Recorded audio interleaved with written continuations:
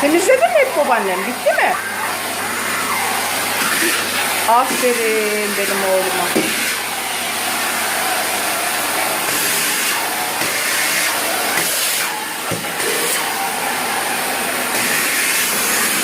Kalmış mı onlarda da toz? Ali bak orada saç var. Ali bak. Aha bak yerde. Kapının yanında. Kapının yanında yerde oğlum.